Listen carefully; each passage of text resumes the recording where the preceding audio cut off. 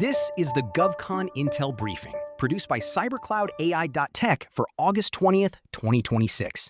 CyberCloudAI.Tech helps small businesses and GovCon teams with cybersecurity, cloud, AI, and federal capture strategy without Fortune 500 overhead. Welcome back to the GovCon Intel Briefing. It is August 20th, 2026, and I am your host, Alex. We are here to help small businesses and GovCon teams navigate the complexities of cybersecurity, cloud, AI, and federal capture strategy without the Fortune 500 overhead. Joining me today is Maya. Maya, we have a packed slate of signals from the DoD to the White House. How are you doing? I am doing great, Alex. And honestly, my brain is buzzing with all this AI and cyber movement. It feels like the pace of change in federal tech is hitting a new gear this week. I am ready to dive in. Let us get right to it. We have several high-priority signals in the opportunity space. First, the CMMC program is still hitting speed bumps. Federal News Network is reporting that inconsistent CUI marking is continuing to plague the program. It is a major pain point for the DoD, and honestly, it is a massive opportunity for firms that can help agencies standardize their data handling. Maya, what is your take on the capture angle here?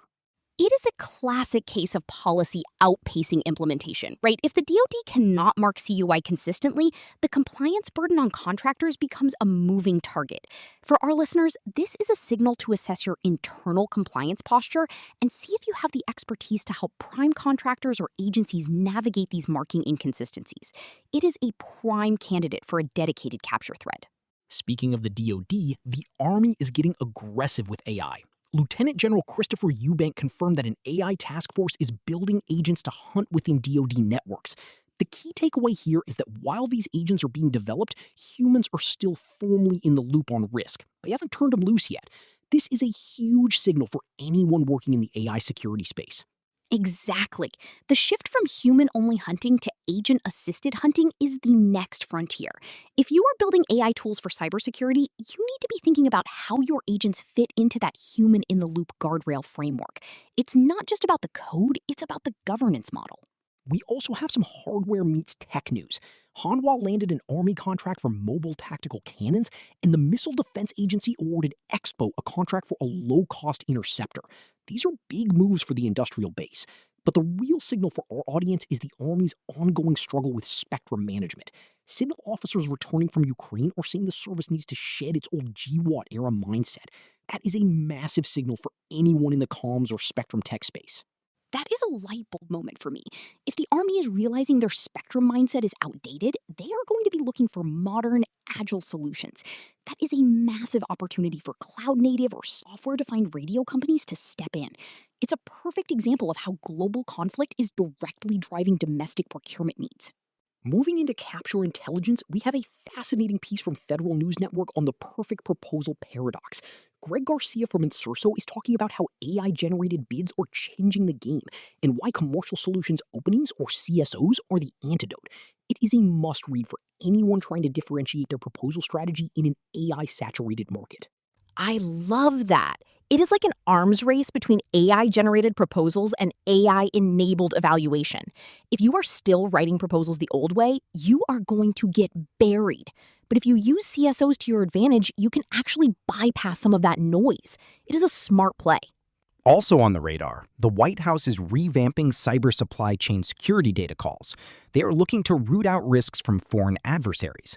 This is going to impact every vendor in the federal space. And in leadership news, the Navy has officially tapped Barry Tanner as CIO. He has been acting in the role for a while, so this provides some much-needed stability for Navy IT initiatives. Stability is good. It means we can actually track the roadmap without worrying about a total pivot. I will be watching to see how Tanner approaches the Navy's cloud migration and AI integration, now that he has the permanent title. We have a few items on the watch list that are worth monitoring, but maybe not immediate action. There is talk about the potential impact of a debt ceiling breach on federal payroll, and the new CDC director is addressing agency-wide problems. Plus, keep an eye on private equity scrutiny and defense deals after the midterms. It is a lot to keep track of, but that is why we're here. It is a lot, but it is all connected. The macro environment, the debt ceiling, the election cycle, it all trickles down to how agencies spend their money and how they write their requirements. You have to look at the big picture if you want to win the small contracts. So, for our listeners, what are the 3 practical actions they should take today? First, audit your CMMC readiness.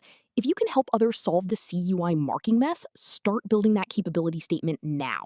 Second, if you are in the AI or cyberspace, look at the Army's Hunt Agent framework. Can your tech fit into their guardrail model? And third, revisit your proposal strategy.